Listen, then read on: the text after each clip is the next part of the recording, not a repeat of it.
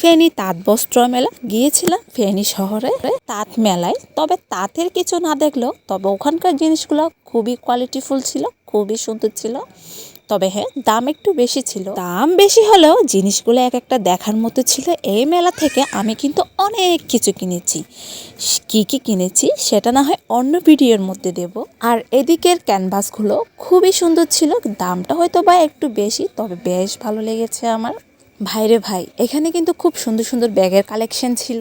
ছোট ছোট cute cute অনেকগুলো হেয়ার ক্লিপ ছিল, এত কিউট লাগছিল ক্লিপগুলো দেখতে। আর তো আমার নীল রঙের রেশমি চুড়ি বেশ ভালো লাগে, আমার হাতেও কিন্তু খুব বেশি মানায়। আর তো অনেক ঝুমকোর পাহাড় ছিল, ওই যে বললাম দাম একটু বেশি। হিজাবেরও কালেকশন ছিল খুবই সুন্দর সুন্দর, তবে প্রাইস 150, 200, 250 এর মধ্যে কিন্তু খুব সুন্দর সুন্দর হিজাব পাওয়া যাবে। তবে আমি কিন্তু হিজাবের অনেক কিছুই কিনে নেই। একটা সময় অনেক বেশি হিজাব করতাম, বাট এখন আর হিজাব করতে ভালো লাগে না। এখানে ছিল ফিঙ্গার রিং, হিজাব পিন, খুব খুব কিউট কিউট হেয়ার ক্লিপ ছিল। আর এই মগগুলো আমার এত বেশি ভালো লাগছিল, কিন্তু লাস্ট পর্যায়ে দেখলাম তখন কিন্তু হাতে টাকা ছিল না।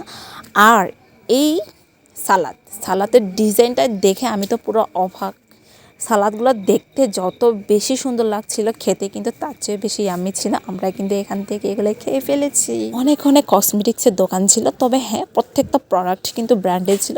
আর এত ইয়াম্মি ইয়াম্মি আঠা ছিল, জাস্ট বলে শেষ করা যাবে। ফেনীভাষীরা ভিডিওটা ভালো লাগলে অবশ্যই শেয়ার করে দিবেন। আল্লাহ হাফেজ।